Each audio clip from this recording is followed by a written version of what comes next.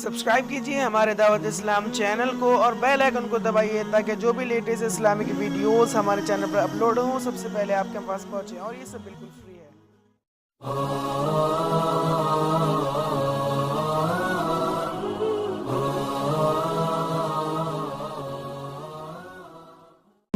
ہندوستان میں ایک جگہ ہے، وہاں کا ایک واقعہ بتاتا ہوں آپ کا۔ ایک عورت کا انتقال ہوتا ہے، جنازے کی نماز پڑھانے کے لیے جنازہ لا کے رکھا جاتا ہے قبرستان کے باہر۔ جنازے کی نماز کون پڑھائے اس پر جھگڑا شروع ہوتا ہے، دیوبندی پڑھائے یا بریلوی پڑھائے، اور وہ جنازہ رکھا رہ جاتا ہے، 3 لاشیں اور گرتی ہیں۔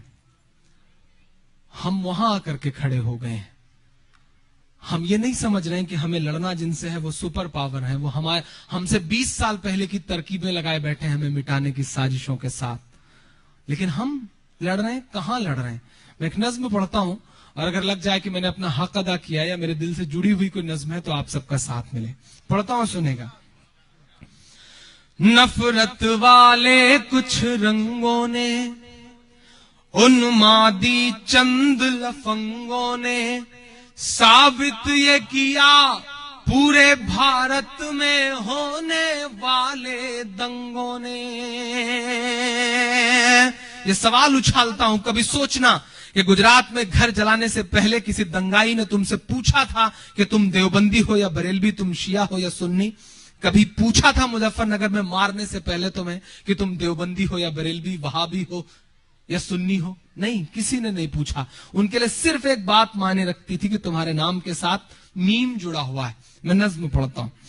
نفرت والے کچھ رنگوں نے، ان مادی چند لفنگوں نے، ثابت یہ کیا پورے بھارت میں ہونے والے دنگوں نے۔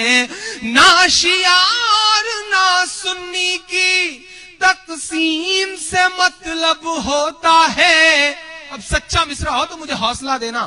نہ شیعہ اور نہ سنی کی تقسیم سے مطلب ہوتا ہے، ہم لوگوں کے قاتل کو کیول میم سے مطلب ہوتا ہے، بس میم سے مطلب ہوتا ہے، بس میم سے مطلب ہوتا ہے۔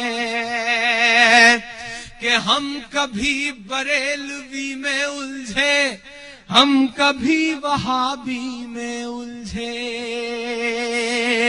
ہم کبھی بریلوی میں الجھے، ہم کبھی وہابی میں الجھے، ہم ایک نبی کی امت تھے، یہ کیسی خرابی میں الجھے، ہم ایک نبی کی امت تھے، یہ کیسی خرابی میں الجھے۔ 24 نمبر 26 نمبر کے جھگڑوں کو گھر پر رکھیے، ایمان کی جو دستار ہے یہ اس کو اپنے سر پر رکھیے، ایمان کی جو دستار ہے یہ اس کو اپنے سر پر رکھیے۔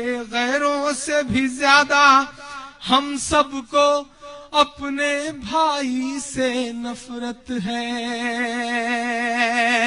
فتوے لگا کے بیٹھے ہیں، دیوبندی نے کہا بریلوی کافر، بریلوی نے کہا شیعہ کافر، شیعہ نے کہا سنی کافر، اس نے کہا وہابی کافر، سب کافر ہیں تو جنت میں کون جائے گا؟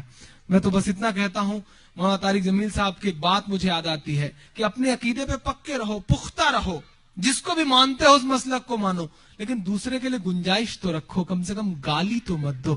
میں بند پڑھتا ہوں کہ اپنوں سے بھی زیادہ ہم سب کو، غیروں سے بھی زیادہ ہم سب کو اپنے بھائی سے نفرت ہے۔ ایک ساتھ نماز بھی پڑھ نہ سکے اللہ یہ کیسی عبادت ہے، ایک ساتھ نماز بھی پڑھ نہ سکے اللہ یہ کیسی عبادت ہے۔ مسلک کی لڑائی میں یارو مذہب کا تماشا مت کریے، مسلک کی لڑائی میں یارو مذہب کا تماشا مت کریے، جو چھوڑ کے آقا چلے گئے اس سب کا تماشا مت کریے، جو چھوڑ کے آقا چلے گئے اس سب کا تماشا مت کریے، مسجد کے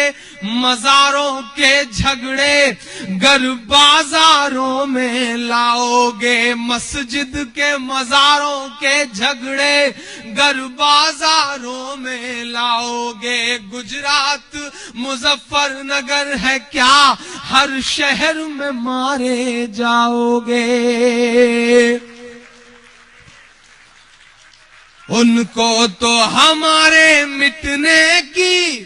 سبرمنیم سوامی کا آفیشیل آن دا ریکارڈ بیان ہے کہ ہم ہندوستان کو اس طرح جیتیں گے کہ شیعہ اور سنی کو آپس میں لڑائیں گے اور ادھر ہم خود کو ایک جٹ کریں گے۔ آفیشیل بیان ہے کہ ان کو تو ہمارے مٹنے کی، ان کو تو ہمارے مٹنے کی اسکیم سے مطلب ہوتا ہے، ہم لوگوں کے قاتل کو کیول میم سے مطلب ہوتا ہے، بس میم سے مطلب ہوتا ہے، بس میم سے مطلب ہوتا ہے، بس میم سے مطلب ہوتا ہے۔